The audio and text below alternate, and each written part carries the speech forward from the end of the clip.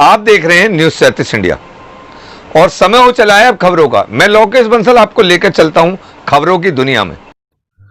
उत्तर प्रदेश के जनपद हापुड़ में राष्ट्रीय सैनिक संस्था के तत्वाधान में Ramon Magsaysay awardee Stockholm water prizes विजेता जल पुरुष राजेंद्र सिंह के नेतृत्व में राजस्थान के भीकमपुर से तरुण भारत संघ द्वारा शुरू की गई किसान कानूनन साक्षरता यात्रा हापुड़ पहुंचने पर एक विवाह मंडप में एक प्रेस वार्ता का आयोजन किया गया, जहां मीडिया से बात करते हुए रेमन मैग्सेसे अवार्डी जल पुरुष राजेंद्र सिंह ने सरकार द्वारा बनाए गए दोनों कृषि बिल एवं संशोधन बिल को देश के दो उद्योगपति अडानी अंबानी को लाभ पहुंचाने वाला बिल बताते हुए कहा कि देश के प्रधानमंत्री अडानी और अंबानी द्वारा बनाए गए कृषि बिल को देश की जनता को थोपना चाहते हैं। यह बिल किसान विरोधी बिल तो है ही, साथ ही यह बिल देश की जनता को गुलामी की तरफ ले जाने वाले बिल भी हैं, क्योंकि इस बिल के माध्यम से जब किसान की समस्त फसल को एक व्यक्ति द्वारा स्टॉक कर लिया जाएगा तो वह अपने मनमाने दावों पर इसे बेचने का काम करेगा। उन्होंने आगे बोलते हुए कहा कि जिस प्रकार देश में ईस्ट इंडिया कंपनी ने आकर देश में कुछ कंपनियों को लाभ पहुंचाते हुए देश को गुलामी देने का काम किया था, ठीक उसी प्रकार आज देश का प्रधानमंत्री अमित शाह के साथ मिलकर अडानी और अंबानी के इशारे पर काम करते हुए देश को गुलामी की तरफ ले जाने का काम कर रहे हैं। उन्होंने देश की जनता से अपील की कि वह किसानों के समर्थन में देश की आजादी को बचाए रखने के लिए इस कृषि बिल को वापस लेने के आंदोलन में आगे आएं और देश को गुलामी की ओर जाने से बचाने में महत्वपूर्ण भूमिका अदा करें। संवाददाता दीपक कुमार कश्यप की रिपोर्ट। सर, आपने किसानों की इस कृषि बिल को लेकर सरकार की तुलना ईस्ट इंडिया कंपनी से कही। ईस्ट इंडिया कंपनी ने देश को गुलाम बनाने के लिए काम किया, तो क्या इस कृषि बिल को लेकर आप इस देश की गुलामी की तरफ देख रहे हैं?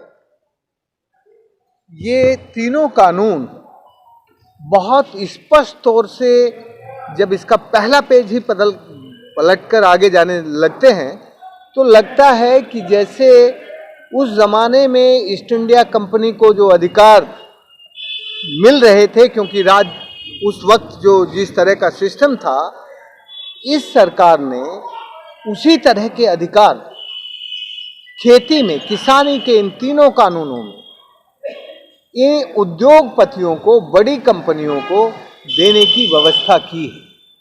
ये जो बड़ी व्यवस्था की है, इस बड़ी व्यवस्था से ये स्पष्ट नजर आता है कि ये कानून किसान के हित के नहीं हैं, किसान की गुलामी लाने वाले हैं। ये गुलामी का रास्ता क्या होगा, ये समझने की जरूरत है।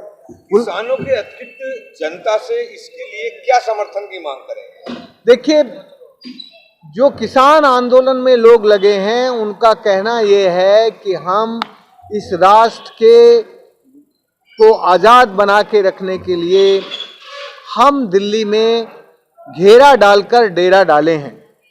हम चाहते हैं कि ये देश की गुलामी लाने वाले कानून रद्द हों, तीनों कानून रद्द हों। इस मांग के साथ इस देश का पत्रकार, इस देश का मीडिया, इस देश की शिक्षक, बौद्धिक, युवा, विद्यार्थी सब ये समझ लें, जो भी उपभोक्ता हैं, कि ये कानून यदि लागू हो गया तो काला बाजारी और जमाखोरी के कारण वो फिर जो व्यापारी है वो जिस भाव में आपको बेचना चाहेगा उस भाव में बेचेगा और जिस भाव में खरीदना चाहेगा वो खरीदेगा।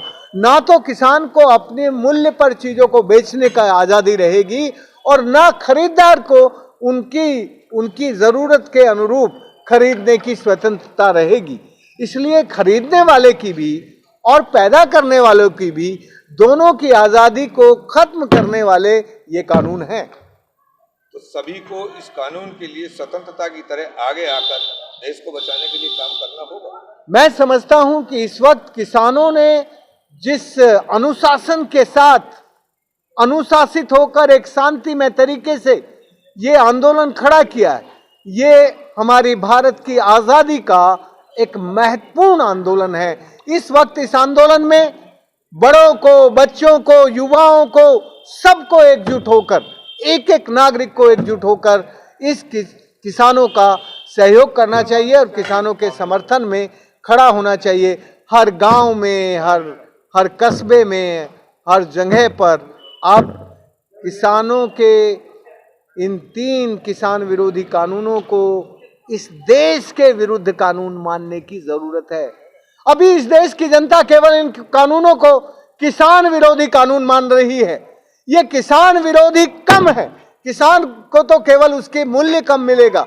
ये ज्यादा विरोधी हैं जो उपभोक्ता है, जो उसका उपभोग करेगा, जो उसका उपयोग करेगा। क्योंकि मनमाने दाम पर तो आप उसी को लूटेंगे ना जिसको बेचेंगे, जिसको आप ये पूर्ति करेंगे, सप्लाई करेंगे। इसलिए इस वक्त सबको खड़ा होने की जरूरत है। यदि हम अब खड़े नहीं हुए तो फिर हम एक लंबी गुलामी झेलेंगे।